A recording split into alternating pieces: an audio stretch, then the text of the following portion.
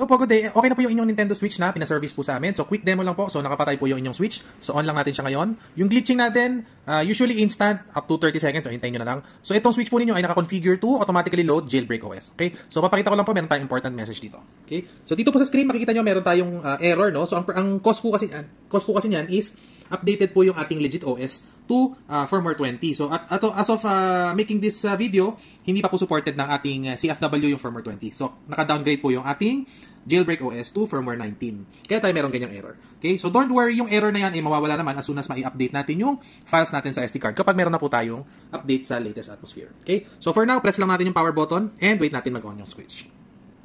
Okay? So lalabas yung mga boot logo. After nito, papakita ko naman paano mag-boot into legit OS. Ito po pala yung mga kasama ng Switch, no? Siyempre, yung pouch po ninyo and yung TPU case and yung inyong Joy-Con. Yung Joy-Con po ninyo, hindi na po namin siya ginamit. Yung pang-testing po namin na Joy-Con yung ginamit namin. Okay? So, nag-on na po yung inyong Switch. Pakita ko lang po. So, ito po yung mga games na ilagay po natin. Yan. Ito po yung nagkasya dito sa 128 gig nyo. Based na rin po sa listahan na binigay ninyo. Okay? So, quick demo lang po tayo. Pakita ko lang po. Tayo ay running firmware 19.01 and atmosphere 1.8. So, yung kagaya ng nabanggit ko kanina, yung legit OS po ninyo is firmware 20, kaya downgraded po ang ating Jailbreak OS. So, as of making this video, atmosphere 1.8 po ang latest, pero currently in development na po yung support for 20 para mawala na yung issues natin with the sleep mode. Okay? So, explain ko later kung ano ba yung issue sa sleep mode na yun. Pakita ko lang din ng mabilis. Dito po sa legit OS, sa Jailbreak OS, syempre yung serial number po ninyo is naka-hide po siya. Purpose po niyan is para hindi po mabana ang inyong Nintendo Switch kapag kinonect natin siya sa Wi-Fi. Next naman is papakita ko yung ito po. Yan. So naka-block po lahat ng Nintendo servers dito sa ating Jailbreak OS. So ang purpose po na niyan ay kagaya ng binanggit ko po kanina, kapag i-connect po natin sa Wi-Fi, hindi po madedetect ni Nintendo yung ating Jailbreak OS. Right? So daanan ko lang, ito po yung mga homebrew applications na available sa ating Jailbreak OS or Jailbreak mode. So particularly, ang lagi nyo pong magagamit is DBI. So don't worry, meron po tayong guides and instructions paano po kayo makakapag-install ng games na gusto nyo in the future. And of course, kung paano makakapag-update kapag meron na tayong latest atmosphere. Okay? So lipat po tayo ngayon sa legit OS. So kailangan natin patayin yung ating Nintendo Switch. Press and hold the power button and press natin power options and then turn off. Okay? So intay lang tayo ng mga 10 to 15 seconds para fully turn off yung Nintendo Switch and also the mod chip inside.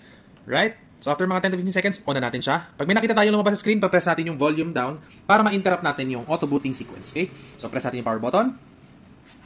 Then, intay tayo. Okay? Again, yung glitching natin, instant, minsan, up to 30 seconds. Okay? Volume down na natin siya. Right. So dito sa screen na to, usually, kapag okay at updated yung ating CFW file sa SD card or yung atmosphere, dito natin ina-access yung legit mode. Pero for this situation, dahil downgraded po tayo at hindi pa supported yung firmware 20, kuklose natin to. Yan. Then, press natin itong reboot and reboot to OFW.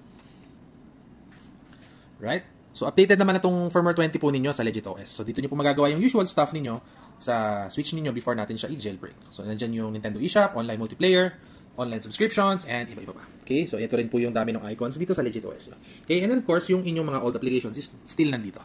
Right? So, okay na po ang inyong Nintendo Switch. Pawait na lang po ng additional pictures and yung pagkakabalot. Then, hintayin na lang po namin yung inyong rider for pickup. Okay? Additional instructions send ko po sa ating chat. Right? Thank you! Ito po yung isang important reminder, no? Since downgraded po tayo and yun nga, meron tayong issue sa sleep mode dahil po yan, downgraded yung firmware natin at hindi pa supported yung firmware 20. So, kung makita nyo po, yung ating sleep mode is nakaset sa never. So, ang purpose po niyan is para hindi mag-blackout yung ating Nintendo Switch. Kasi normally, ang Switch natin, kapag pinress natin yung power button, mag-i-sleep siya. For example, ito. Yan. Pag winake ko siya, mabubuhay siya. Or magwe-wake siya from the sleep. Pero for our situation, since downgraded tayo, yun yung minor issue. For the meantime, kapag nag-sleep siya nang automatically, hindi siya mabubuhay.